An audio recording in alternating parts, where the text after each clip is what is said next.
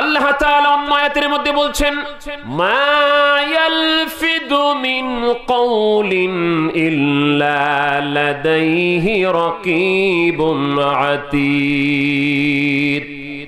বান্দারে, তোমরা যতগুলি কথা বলো না কেন, প্রত্যেকটা কথা তোমাদের রেকর্ড হয়, প্রত্যেকটা কথা আমি আল্লাহর দরবারে জমা করে দেবার জন্য রিল আছে।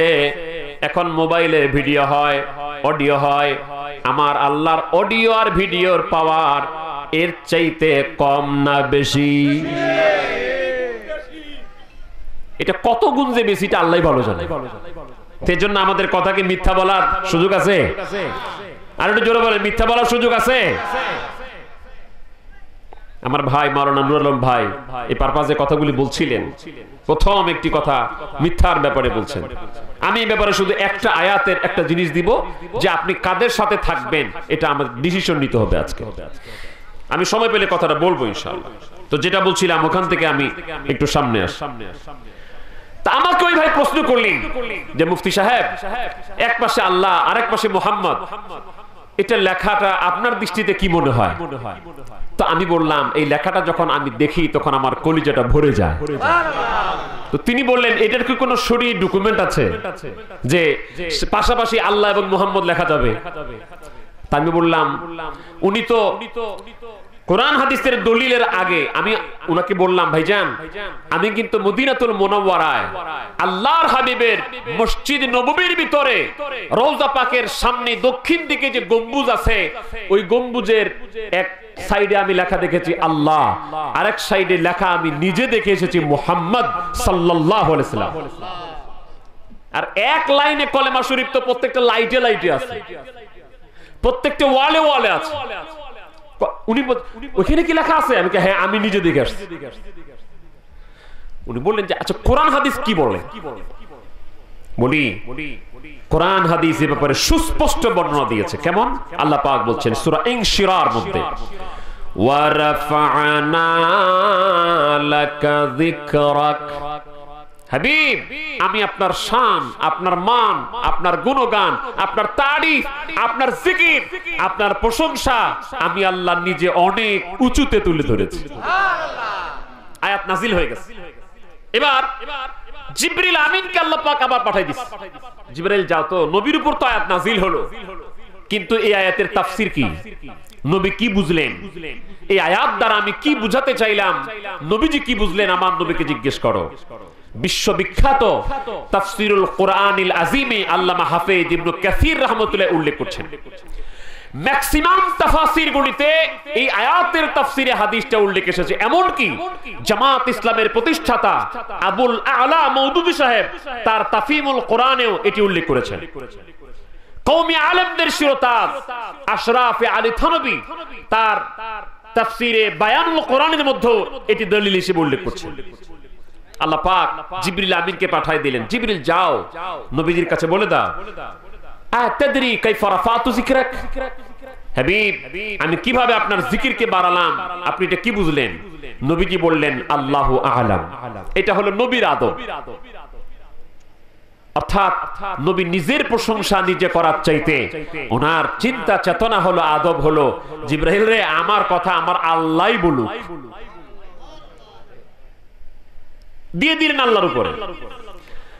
আমার আল্লাহ ডাক দেখে জিবরাইল আমার হাবিবকে জানায়া দাও ইজা যুকিরতু যুকিরতা মাই, আমার হাবিবকে বলে দাও আমি আল্লাহ ঘোষণা দিয়ে দিলাম যেখানে আমার বান্দারা আমি আল্লাহর জিকির করবে, আমি আল্লাহকে স্মরণ করবে, আমি আল্লাহর নাম নিবে, ওইখানে ওই প্রত্যেকটা জায়গায় আমার বান্দারা বন্ধু আপনি হাবিবুল্লাহর নাম নিবে। এবার বলেন তো কলেমা নবীর নাম ছাড়া হবে? আচ্ছা নামাজ কার উদ্দেশ্যে পড়ি আমরা? قل إن صلاتي ونسكي ومحياي ومماتي لله رب العالمين। আমার নামাজ, আমার কুরবানি, আমার বন্দেগী সব কার জন্য? আচ্ছা, আল্লাহর জন্য নামাজ পড়লাম, একটু ভাবছেন কি কোনোদিন নামাজটা পড়ি আল্লাহর জন্য, আল্লাহু আকবার বলে তাকবীরে তাহরিমা বাদি সালামু আলাইকুম ওয়া রাহমাতুল্লাহ বলে আমরা নামাজ শেষ করি, ওই নামাজের ভিতরে আমার রাসূলকে সালামটা না দিলে তো নামাজ হবে না ভাই। তাশাহুদের মধ্যে, আত্তাহিয়াতুর মধ্যে, ওই নামাজের ভিতরে আমার নবীকে সালাম না দিলে নামাজ হবে? মাসালা হচ্ছে তাশাহুদ পড়া ওয়াজিব, কেউ যদি ইচ্ছা করে তাশাহুদ ছেড়ে দেয় তার নামাজ পুরো বাতিল। যদি ভুলে ছাড়া পড়ে সাহু সিজদা দিয়ে নিতে হবে। তাহলে নামাজ হলো আল্লাহর জন্য। ওই নামাজের মধ্যে যদি আমার রাসূলের জিকির না থাকে, আমার রাসূলের দুরূদ আর সালাম না থাকে, আমার আল্লাহ বলবো ওই নামাজ আমি আল্লাহর দরবারে কবুল হবে। আপনাদের বদরগঞ্জে আজান হয় না? মডেল মসজিদে আজান হয়? হয়। আচ্ছা, আজানের মধ্যে যদি আগামীকাল সকালবেলা মুয়াজ্জিন সাহেব আশহাদু আল্লা ইলাহা ইল্লাল্লাহ তো 2 বার বলতে হয়, উনি যদি আশহাদু আল্লা ইলাহা ইল্লাল্লাহ 4 বার বলে আর আশহাদু আন্না মুহাম্মাদার রাসূলুল্লাহ একবার না বলে, খালি আজান, ওর চাকরিটা যাবে আগে, চাকরিও থাকবে না, আজানও হবে না। আমার আল্লাহ কিভাবে সেট করে দিলেন, যেভাবে আপনাকে বলতে হবে আশহাদু আল্লা ইলাহা ইল্লাল্লাহ, আপনাকে সাথে সাথে বলতে হবে আশহাদু আন্না মুহাম্মাদার রাসূলুল্লাহ।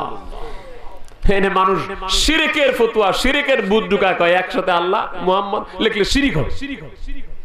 আমার আল্লাহ চায় যে আমি রব হিসেবে, আমি আল্লাহ হিসেবে, আমি মালিক হিসেবে, আমি মনিব হিসেবে যেখানে থাকবো, আমার বন্ধু আমার রাসূল হিসেবে ওইখানে থাকবে। এই জন্য তো আদম আলাইহিস সালাম যখন সিজদা থেকে মাথা উঠাইছে, উঠায় দেখে আরশ আজিমের মধ্যে লেখা লা ইলাহা ইল্লাল্লাহু মুহাম্মাদুর রাসূলুল্লাহ সাল্লাল্লাহু আলাইহি ওয়াসাল্লাম। আমি পুরো হাদিসটা বলবো না, একটা অংশ বলছি। প্রশ্ন করে বসলেন, হুজুর আল্লাহ এটা কি? অনেক লম্বা হাদিস, তার শিরোনাম হচ্ছে আল্লাহ পাক আদম আলাইহিস সালামকে যখন এটা দেখালেন, এক পর্যায়ে আদম আলাইহিস সালাম তিনি বলে ফেললেন আল্লাহ ওইটাকে। আল্লাহ পাক বললেন ইয়া আদম লাউলাহু মা খালাকতুক, আদম রে আমার এমন একজন বন্ধুর নাম কালেমার মধ্যে লিখে দিয়েছি। আল মুস্তাদরাক আলা সহিহাইনে ইমাম হাকিম বর্ণনা করছেন, আর হাদিসটা উল্লেখ করে বলছেন হাযা হাদিসুন সহিহুন আলা শারতে শাইখাইন। এই হাদিসটা ইমাম বুখারী এবং মুসলিমের শর্তে সহিহ। আল্লাহ পাক জবাব দিচ্ছেন, আদম রে এমন একজনের নাম আমি কালেমার মধ্যে লিখে দিয়েছি যাকে সৃষ্টি না করলে আমি তোমাকেও সৃষ্টি করতাম না। হযরত আদম আলাইহিস সালাম বলেন আল্লাহ তোমার ওই বন্ধুর খাতিরে, তোমার ওই হাবিবের খাতিরে, তোমার ওই হাবিবের উসিলায় তুমি আমারে মাফ করে দাও। অনেক লম্বা হাদিস, তো আমি শিরোনাম করে দিলাম। তাহলে এই যতটুকু শুনলেন এতটুকুতে বলেন তো উসিলা আছে না নাই? আর একটু জোরে বলেন উসিলা আছে না নাই? তাহলে উসিলা মানলে কি শিরক হবে? ঈমান মজবুত হবে। উসিলা মানলে শিরক হবে না, উসিলা মানলে ঈমান মজবুত হবে। আপনি আজকে বলছেন উসিলা মানা যাবে না, অথচ আমার রাসূল নিজেও উসিলা মেনেছেন। কিভাবে? নবীজি দোয়া করেছেন তার চাচি আম্মার জন্য। তার চাচি আম্মা হযরতে ফাতেমা বিনতে আসাদ, হযরত আলীর মা, হযরতে মাওলা আলী কাররামাল্লাহু ওয়াজহুর মা তেরেকে দাফন করে দিলেন। দাফন করে রাসূল বললেন আল্লাহুম্মা ওয়াসি মাদখালা, আল্লাহ আমার চাচি আম্মার কবরটাকে তুমি প্রশস্ত করে দাও, আল্লাহ তুমি তাকে maaf করে দাও বিহাক্কিন নবিকা ওয়াল আম্বিয়াল্লাযীনা মিন ক্বাবলি, আল্লাহ তুমি আমার উসিলায় আমার চাচি আম্মাকে maaf করে দাও এবং আমার আগে যত নবীরা ইন্তেকাল করছে সবার উসিলায় আমার চাচিকে maaf করে দাও। তা আমার রাসূল যদি নিজেই নিজের উসিলা দিতে পারে, অন্য নবীদের উসিলা দিতে পারে, এই বিষয়টাকে যারা শিরিক মনে করবে, এবার ভাবেন তো ফতোয়া কি আক্রোশী যাবে না নবীর উপর পড়বে? ফতোয়া খালি আক্রোশী যায় পড়বে না, প্রথম ফতোয়া পড়বে নবীর উপর, যেহেতু নবীজি নিজেও উসিলা করে দোয়া করেছেন। কিছু মানুষের ধারণা এরকম হয়ে গেছে, আমরা বিপদে পড়লে মুসিবতে পড়লে যাব মসজিদে, মাজারে যাব কেন? মসজিদে যাব, নামাজ পড়বো, দোয়া করব, মাজারে যাব কেন? কিসের উসিলা?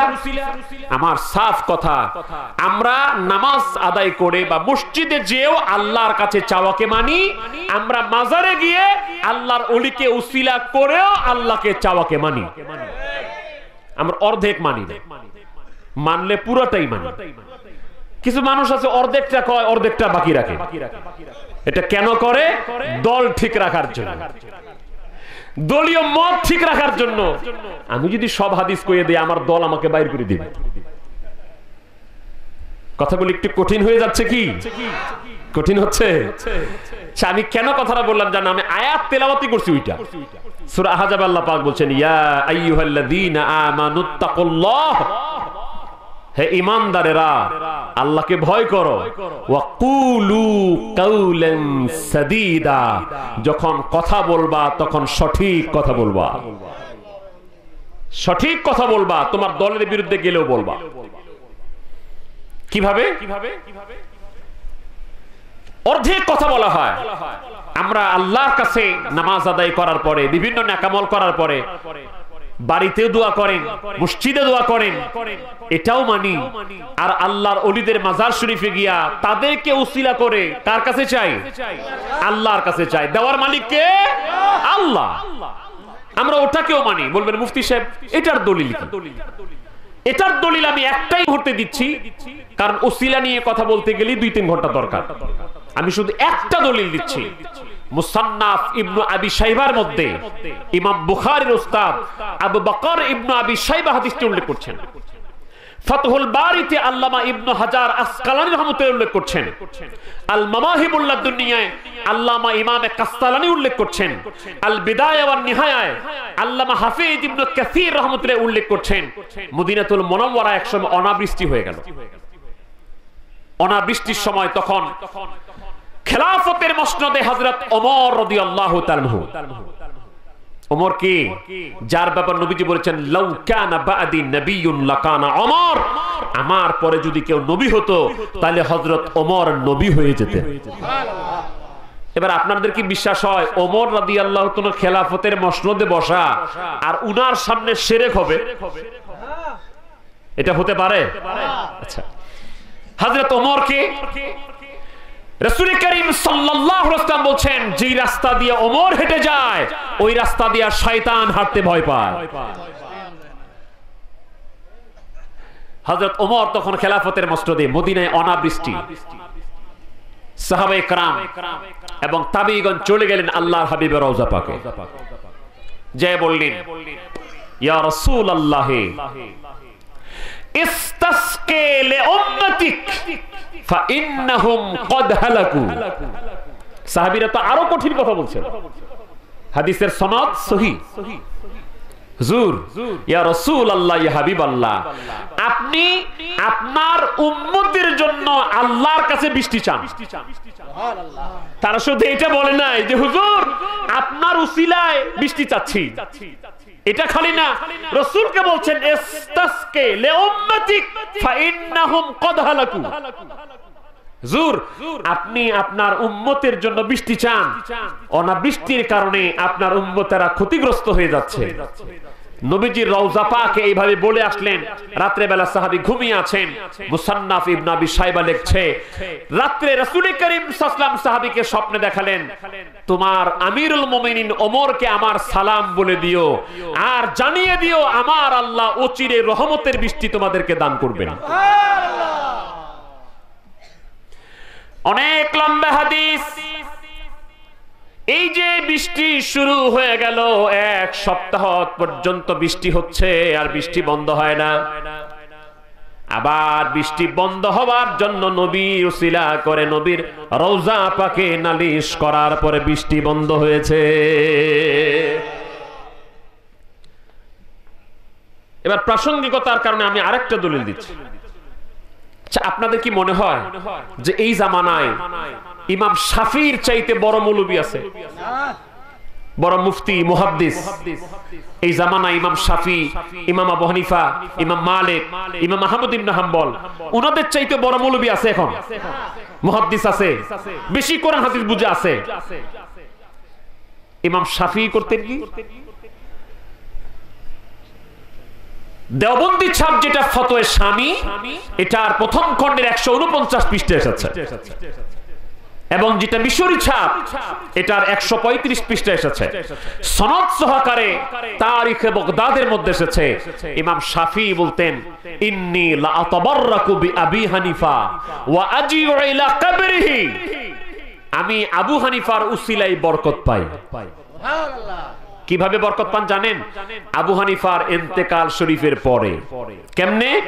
ইমাম আবু হানিফার জন্ম হচ্ছে 80 হিজরিতে, ইন্তেকাল হচ্ছে 150 হিজরিতে। যেদিন ইমাম আবু হানিফা রাহমাতুল্লাহ ইন্তেকাল করেন, ওই দিন ইমাম শাফিঈ রাহমাতুল্লাহ জন্মগ্রহণ করেছেন। তাহলে উনার গোটা জীবনের একটা দিনে উনি আবু হানিফা পান নাই, অথচ তিনি বলছেন আমি আবু হানিফার উসিলায় বরকত পাই। এটার দ্বারা আরেকটা জিনিস ক্লিয়ার হয়ে গেল, যারা বলছে আট্টশির পীর ইন্তেকাল করছে, তাদের ভাষায় মরে গেছে, আট্টশি যায় আর লাভ নাই, মরা মানুষ উসিলা হতে পারে না। তাহলে আমি এই কথা দ্বারা স্পষ্ট করে বুঝাতে চাই, তোমার মতো শত শত হাজার হাজার মৌলবীর ইলম এক জায়গায় রাখলে ইমাম শাফিঈর একটা পশম বরাবর হবে না। সেই ইমাম শাফিঈ বলছে ইমাম আবু হানিফার ইন্তেকালের পরে তার উসিলায় বরকত পায়। আমি মানলে ইমাম শাফিঈকে মানবো, তোমার মতো 1.5-2 পয়সার মৌলবীকে মানবো না। ইমাম শাফিঈ বলছেন আমি উনার ইন্তেকালের পরে বরকত পাই। যখন কোন বিপদে পড়ি, মুসিবতে পড়ি, আমি আবু হানিফার মাজারে চলে আসি, সেখানে সাল্লাইতু রাকাতাইন ওয়া সাআলতুল্লাহ ইনদা কবরিহি ফাতুকদা সারিয়া, আমি আবু হানিফার মাজার শরীফের কাছে 2 রাকাত নামাজ আদায় করে তিনার মাজার শরীফের কাছে দাঁড়িয়ে যখন আমি আল্লাহর কাছে চাই, আমার চাইতে দেরি হয়, সাথে সাথে আমার অভাব অনটন বিপদ আপদ দূর হয়ে নেক মাকসুদ পূরণ হয়ে যায়।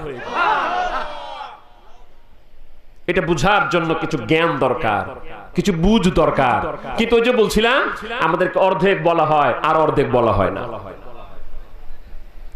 এই কথাগুলি যদি মানুষকে জানাই দিত, হ্যাঁ নামাজ পড়েও আল্লাহর কাছে চাইতে পারবেন, একাকিও আল্লাহর কাছে চাইতে পারবেন, নবী রাসূলদের ওসিলা করেও আল্লাহর কাছে চাইতে পারবেন, ওলি আল্লাহদের ওসিলা করেও আল্লাহর কাছে চাইবেন, তাহলে আমাদের সমানে ফিতনা বাজতো না। আমি তো কাউকে ভাইরাল আর করতেও চাচ্ছি না, তবে একটা ইঙ্গিতমূলক একটা কথা বলছি। এক ভাই, ওনার বাড়ি দক্ষিণবঙ্গের দিকে, জেলার নামটা বললে ভালো করে চিনে ফেলবেন, আমি ওটাও বলবো না। উনি ওসিলা নিয়ে ফিতনাটা বাজাইলো কিশোরগঞ্জের এক প্রোগ্রামে। সেখানে বলল, একটা হাদিসের অপব্যাখ্যা করলো বুখারী শরীফের, যে ওমর রাদিয়াল্লাহু তাআলার সময়ে হযরতে আব্দুল্লাহ ইবনে হযরত আব্বাস রাদিয়াল্লাহু তাআলা ওসিলা করে সাহাবায়ে কেরাম বৃষ্টি চেয়েছেন। এই হাদিসটা যেই মর্মে এসেছে ওইটা না বুঝায় অন্য বুঝাইলো, এই হাদিস বলে বুঝাইলো। তাহলে ওসিলা কি মরা মানুষের না জীবিত? জনগণ কয় জীবিত মানুষের। তাহলে কোন মরা মানুষের ওসিলা দেওয়া যাবে না, ফতোয়া দিয়ে দিল ফতোয়া। এটা অনেক সমালোচিত হলো, আমরা এর জবাব দিয়েছি, দলিল দিয়েছি প্রায় 40 মিনিট ধরে কোরআন এবং হাদিসের। এটার জবাব তার কাছে যখন আমার এক ছাত্র ভাই বলল যে আপনি একটা ফতোয়া দিয়েছেন, মুফতি মাসুদুর রহমান হামিদি ভাই আপনাকে ওপেনলি আপনার বাড়িতে বসে এটা মীমাংসার জন্য প্রস্তাব দিয়েছে, আপনি রাজি হচ্ছেন না কেন? না হামিদি ভাই এটা নিয়ে আবার কথা বলার দরকার কি? উনি ফিতনা বাজাইলো, ওটা হইল না, আমি জবাব দিলাম, উনি আবার উনি দরকার কি? আচ্ছা এবার দেখেন, উনি মনে হয় আমাদের এই রংপুরের দিকে অসুস্থ হয়ে গেল এক মাহফিলে, আমার জায়গাটার মনে নাই। অসুস্থ হলে উনি এবার, জনগণ বলছে হুজুর আপনি তো তাফসীর করতে পারবেন না, আপনি দোয়া করে দেন, দোয়া করে দেন। এবার তিনি দোয়া করছে, আল্লাহ আমাদের মা হাওয়া আলাইহিস সালামের ওসিলায় আর মুহাম্মাদুর রাসূলুল্লাহ সাল্লাল্লাহু আলাইহি ওয়াসাল্লামের ওসিলায় আমাকে সুস্থ করে দাও। ফতোয়াটা কি? মারা গেলে আর ওসিলা হয় না, নিজে বিপদে পড়লে হাওয়া আলাইহিস সালামের ওসিলা, নবীর ওসিলা চলে। আমি কিন্তু এটা ফিতনা বাঁধাবার জন্য বলছি না, আমি সোজাসুজি যে আপনি তাহলে যেটা আমল করছেন জনগণকে উল্টা বুঝাইলেন কেন?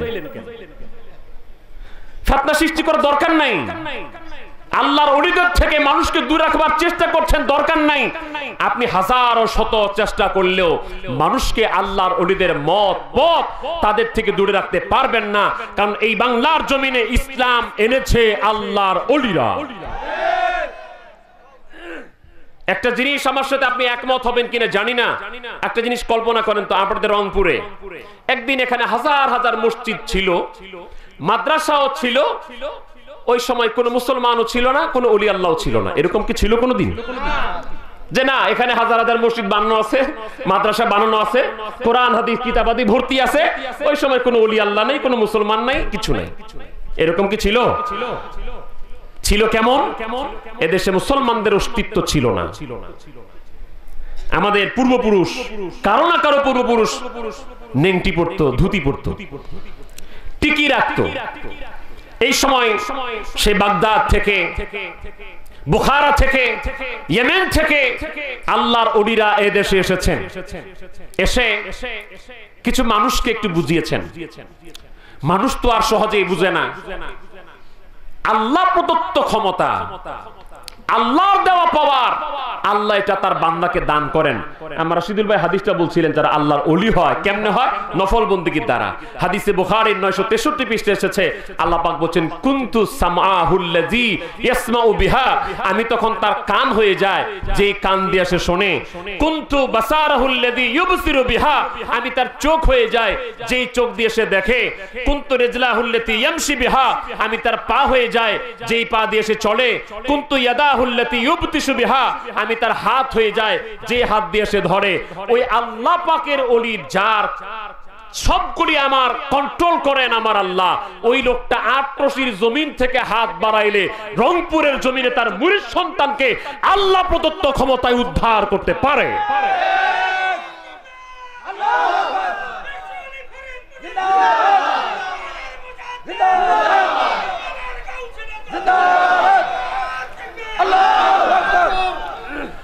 হুজুর গাউসুস সাকালাইন মহিউদ্দিন আব্দুল কাদের জিলানী গিলানী বাগদাদী রাদিয়াল্লাহু তাআলা বলেন, আল্লাহ পাক আমাকে এমন ক্ষমতা দিয়েছে রে, শোনো, আমি যদি পৃথিবীর পশ্চিম প্রান্তে অবস্থান করি আর আমার মুরিদের পৃথিবীর পূর্ব প্রান্তে যদি তার ঘুমের মধ্যে তার পরনের কাপড়টা উল্টা পাল্টা হয়ে যায়, আমি আব্দুল কাদের জিলানীকে আমার আল্লাহ ক্ষমতা দিয়েছে, আমি পৃথিবীর পশ্চিম প্রান্ত থেকে আমার পূর্ব প্রান্তে অবস্থানরত মুরিদের কাপড়টা ঠিক করে দিতে পারি।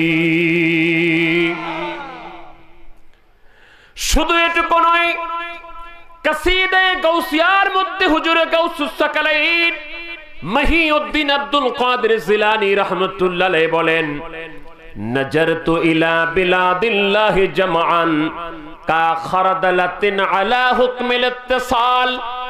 ও দুনিয়ার মানুষ শোনো, আমি যখন আমার আল্লাহর গোটা সৃষ্টির শহরের দিকে নজর দিলাম, আমি আব্দুল কাদের জিলানীর কাছে, পৃথিবীর শহর না, বিলাদিল্লাহি জামআন, আল্লাহর সৃষ্টির দিকে নজর দিলাম। হযরত আব্দুল কাদের জিলানী বলেন, আমার কাছে মনে হলো আল্লাহর সৃষ্টিটা আমার সামনে একটা সরিষার দানার মতো হয়ে আছে।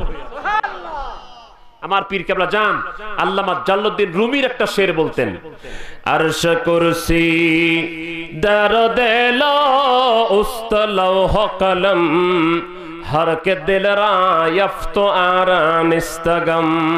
अर्श कुर्सी दर दिलो उस्तलौह कलम हर के दिल रायफ्त आरानिस्तगम। তোমার কাল্ব যখন মহাকাল্বের সাথে যোগসূত্র স্থাপন করে ফেলবে, তখন আরশ কুরসি লৌহ কলম সাত তবকার সাত জমিনটা তোমার কাল্বের মধ্যে বিশাল একটা মাঠের মধ্যে সরিষা দানা যেমন একটু জায়গা দখল করে, আল্লাহর আরশ কুরসি লৌহ কলম সাত আসমান আর জমিন তোমার কাল্বের এক কোণার মধ্যে তেমনি পড়ে থাকবে। আল্লামা জামি রহমতুল্লাহ আলাইহি খাজা বাহুদ্দিন নকশবন্দি বুখারী রহমতুল্লাহের ফজিলত বর্ণনা করতে যা বলেন, আমার আল্লাহ তার বন্ধুদেরকে, তার ওলিদেরকে এমন পাওয়ার দান করেন, আমার আল্লাহর ওলিদের সামনে গোটা পৃথিবীটা একটা খাবার প্লেটের মতো হয়ে যায়। কিভাবে হয়? হাদিস শরীফে নবীজি বলেছেন, ইত্তাকু ফিরাসাতাল মুমিনি ফাইন্নাহু ইয়ানজুরু বিনুরিল্লাহ। তোমরা আল্লাহর ওলিদের চাহনি শক্তিকে ভয় করো, কারণ তারা আল্লাহর নূর দিয়া দেখতে পায়। তো যিনি আল্লাহর নূর দিয়া দেখতে পায় উনি আট্টসি থেকে রংপুর দেখতে পায় না? পায় ভাই, পায়। তো যে বলছিলাম আল্লাহর ওলিরা এসেছেন শেয়াজমির থেকে, বাগদাদ থেকে, ইয়েমেন থেকে এসে তখন তারা কিছু কারামত দেখিয়েছেন। কারামত কেমন? পানি বন্ধ করে দেওয়া হলো সুরমা নদী, লঞ্চ, স্টিমার, নৌকা তদানীন্তন সময়ে যা বাহন ছিল নদী পার হওয়ার বন্ধ করে দিল। হযরত শাহজালাল মুজাররদি রাহমাতুল্লাহ আলাইহি বললেন আমাদেরকে নদীর ওপার যেতে হবে, নৌকা নাই, কেমনে যাব? ওনার জায়নামাজ মাটিতে বিছায় দিলেন, একটা ছোট্ট জায়নামাজ যেখানে একজন মানুষ নামাজ আদায় করে, ওই এক জায়নামাজের মধ্যে 360 জন আল্লাহর ওলি উঠে গেলেন। নদীতে বিছায়া জায়নামাজ পার হয়ে গেলেন। আমার ঠাকুরগাঁয়ে আমার কিছু যুবক ভাইরা আমাকে একদিন প্রশ্ন করছিল, মুফতি সাহেব আপনারা যে আট্টসি যান, আপনারা যে এইসব আজগবি কথা বলেন এগুলি কি বিশ্বাস করা যায়? আমি কি কেমন এই যে জায়নামাজ দিয়া নদী পার হওয়া, এটা সেটা করা, এগুলো কি বিশ্বাস করার মতো? আমি বললাম ভাই রে, শিরনি খাইলি কার দ্বারা, মোল্লা চিনলি না। কার উপর আঘাত করছো রে ভাই? এটা কি আকলে মানায়? এটা কি কমন সেন্সে মানায়? আমি বলি ইসলাম, আল্লাহর কুদরত, নবীর মুজিজা, আল্লাহর ওলিদের কারামত, এইগুলি যদি আমাদের কমন সেন্সে ধরতো এটা কুদরত হতো না। যদি কমন সেন্সে ধরতো মুজিজা হতো না। যদি কমন সেন্সে ধরতো ওইটারে কারামত বলতো না। এটা মগজে ধরবে না, এটা আকলে ধরবে না। স্বাভাবিক অবস্থার পরিপন্থী যেটা, ওটাকেই বলা হয় মুজিজা, ওইটাকে বলা হয় কারামত। যদি আপনারা আকলে না ধরে, আপনি যদি বিশ্বাস না করেন, তাহলে সবাই একটা হাদিস আশা করে জানা আছে, আল্লাহর হাবিব এই দুনিয়া থেকে আঙ্গুলটা ইশারা করছিলেন, আকাশের চাঁদ দ্বিটুকরা হয়ে গেছিল, হয়েছিল না ভাই? শাক্কাল কামার, শাতিশ শাজারু নাতাকাল হাজারু শাক্কাল কামারু বিইশারাতিহি সাল্লু আলাইহি ওয়া আলিহি বালাগাল উলা বিকামালিহি কাশাফাদ দুজা বিজামালিহি হাসনাত জামিউ খিসালিহি সাল্লু আলাইহি ওয়া আলিহি। তার নবীর আঙ্গুলের ইশারায় চাঁদ দি টুকরা হয় নাই? এবার যদি আপনি কমন সেন্স দিয়া বুঝতে চান, তাহলে আমি আপনাকে আজীবন কমন সেন্স দিয়ে বুঝাইতে বললাম। আপনি কোন সেন্স দিয়া বুঝাবেন যে এই জমিন থেকে আমার নবী আঙ্গুলি ইশারা করলো, চাঁদ দি টুকরা হয়ে গেল? তুমি সারা জীবন কমন সেন্স দিয়ে আমারে বুঝাও, পারবে বুঝাইতে? এগুলি কি কমন সেন্সের কথা না ঈমানের কথা? ঈমান, ঈমান। আল্লাহর ওলিরা আসলেন, কিছু কারামত দেখালেন। কারামত মানুষ মনে করে হারে এই লোকটার ভিতরে তো বুজুর্গি আছে, এর পিছনে ধরলেই তো লাভ, এর পিছনেই তো যাওয়া দরকার। আট্টসি মানুষ এমনি যায়, কিছু না পাইলে যায়, এত গরু ছাগল নিয়ে যায়, এমনি যায়। কিছু মানুষ অবশ্য চিন্তা করে আট্টসি জিনের খেলা, জিন টিন আছে, এই জিনের জন্য মানুষ গরু ছাগল সব নিয়ে যায়। তো আমরাও মাঝে মাঝে বলি যে আপনারা আট্টসির বিরুদ্ধে ফতোয়াবাজি করা দরকার নেই। এই দেশে জিন তাড়ানো বহুত হুজুর আছে, আপনারা সব হুজুর মিলে খেলে আট্টসিরে ফু দেন, ফু দিয়া আট্টসির সব জিন ধরে আপনার বাড়িতে আনেন। তাইলে গরু ছাগল আট্টসি যাবে না, আপনার বাড়িতে আসবে। আট্টসি যাবে না, আপনার বাড়িতে আসবে। আচ্ছা বলেন তো, জিনকে আল্লাহ ক্ষমতা বেশি দিছে না মানুষকে? মানুষকে দিছে। That is the another subject discussion, আমি সেদিকে যাচ্ছি না। মানুষ আট্টসি এমনি যায়, কিছু পায় বিধাই তো যায়। বিশেষ করে আল্লাহর ওলির দরবার এমন একটা আল্লাহর ওলির দরবার, ওইখানে যেই মানুষ যেই নিয়তে যায়, নিয়ত সহি হলে আমার আল্লাহ পূরণ করে দেয়। সন্তান হয় না বছরের পর বছর, যুগের পর যুগ, বিশ্ব জাকের মন্দিরে যাবার পরে আমার আল্লাহ তাআলা ফুটফুটে সন্তান দান করে। এই লোকটা কি জীবন নাট্যশিল্পীকে ভুলবে? শত শত মানুষকে ডাক্তার বলছে দুনিয়াতে রোগ আর ভালো হবে না, এই রোগ আর ভালো হবে না। বিশ্ব জাকের মন্দিরে গেছে, কেবলাজান হুজুরকে বলেছে, হুজুর আমাকে তো ডাক্তার ফেরত দিছে, ডাক্তার বলছে আমি নাকি আর 15 দিন বাঁচবো, আমি আর 20 দিন বাঁচবো। কেবলাজান বলতেন মৃদু ধমক দিয়ে, বাবা ডাক্তার কি খোদা হয়ে গেছে নাকি? যান বাবা, খেদমত করেন, তবরক খান, আপনার দাদা হুজুর উসিলা আল্লাহ দয়া করবে। এই লোকগুলি বছরের পর বছর, যুগের পর যুগ আল্লাহ পাক তাকে সুস্থ অবস্থায় জমিনে বাঁচিয়ে রেখেছে। কিছু মানুষ ধারণা করে যে আক্রোশে গেলে গরিব লোক বড় লোক হয়, সন্তান হয় না সন্তান পায়, অসুস্থ মানুষ সুস্থ হয়, এগুলোই বুঝি খুলি আল্লাহর ওডি আক্রোশীর খেলা। আমি বলবো না ভাই, না না না না না। সেখানে যেমনি ভাবে মানুষ শরীরের রোগ নিয়ে গেলে শরীরের রোগ ভালো হয়, আক্রোশীর পীর খাজা বাবা ফরিদপুরি এমন আমল, এমন ওজিফা, এমন তরিকা শিক্ষা দিয়েছেন যেগুলি ফলো করলে মানুষের কালবের রোগ ভালো হয়ে যায়। যে মানুষটা আল্লাহকে চিনত না, আল্লাহকে বুঝতো না, আল্লাহর নাম নিত না, ওই লোকটা রাত 3টার পর উঠে আমার আল্লাহর প্রেমে পাগল হয়ে যায়। কেউ বুঝিতে পারে না রে ওলি আল্লাহর খেলা, ও হাই কামেল পীরের খেলা।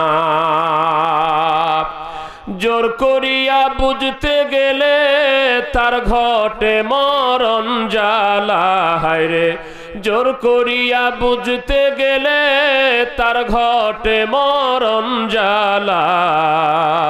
কেউ বুঝিতে পারে না রে ওলি আল্লাহর খেলা, ও হায় কামেল পীরের খেলা। অনেক মানুষ আছে খালি যাওয়া আসা করে, মূল জিনিসগুলি খেয়াল করে না। ওরা অনেক দিন পর্যন্ত চলে যায়, আসল স্বাদ পায় না। কিন্তু যারা যায় খেয়াল করে, তারা অল্প দিনেই তাদের কালবের চক্ষু খুলে যায়, কালব জেন্দা হয়ে যায়, কালবের মধ্যে আল্লাহ আল্লাহ জিকির জারি হয়ে যায়। 36 বছরেও কারো জ্ঞানা কি ফোটে না,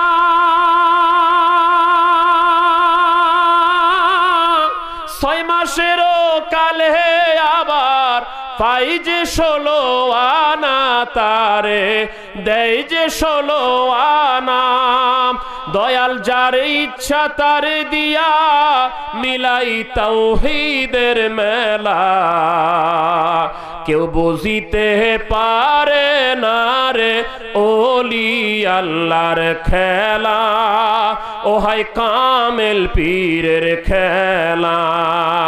লা ইলাহা ইল্লাল্লাহ, লা ইলাহা লা ইলাহা ইল্লাল্লাহ মুহাম্মাদুর রাসূলুল্লাহ। আল্লাহ ছাড়া মাবুদ নাই, আমার রাসূল বিনে উপায় নাই। সেই রাসূলকে পাইতে হলে, সেই রাসূলকে পাইতে হলে কামেল পীরের দোয়া চাই। লা ইলাহা ইল্লাল্লাহ, লা ইলাহা ইল্লাল্লাহ, লা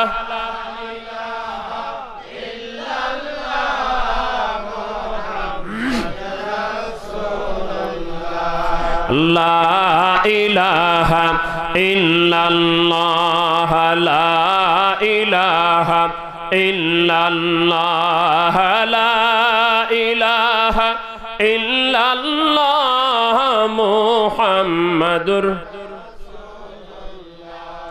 আমার ভাইয়েরা, এজন্য আল্লাহর ওলির দরবারে আমাদের যাওয়ার দরকার। জোরে বলেন, আছে না নাই? আছে না নাই?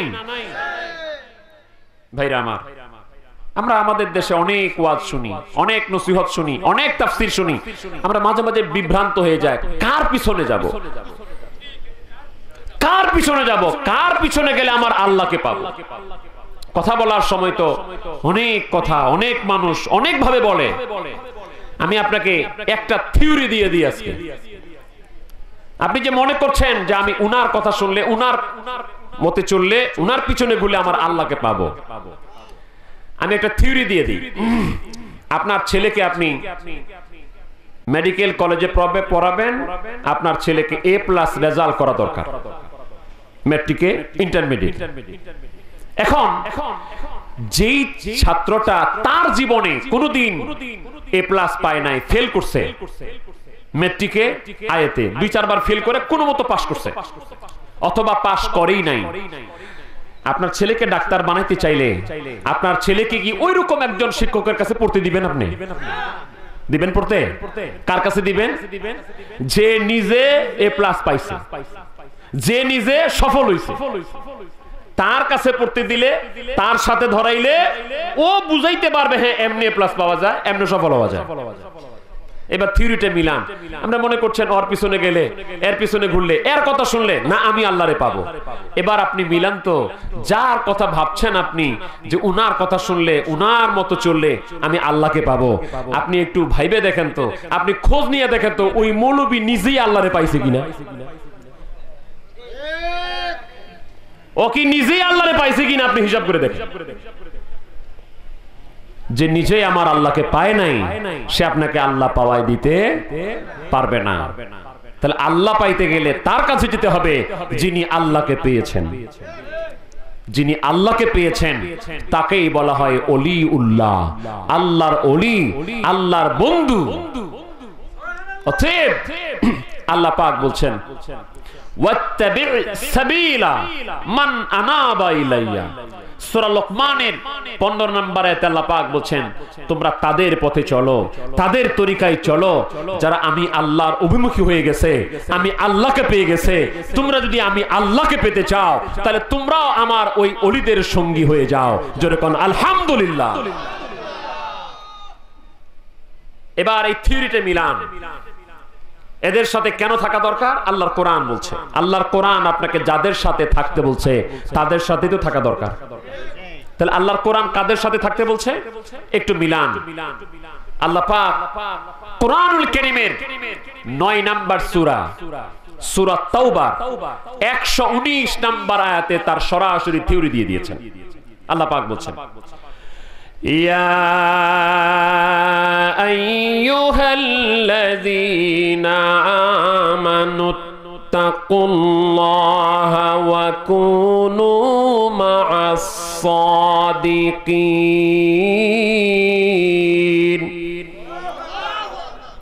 ইয়া আইয়ুহাল্লাযীনা আমানু, হে ঈমানদারেরা আল্লাহকে ভয় করো, ওয়া কুনু মা'আস সাদিকিন, তোমরা সত্যবাদীদের, সাদিকিনদের সাথী হয়ে যাও।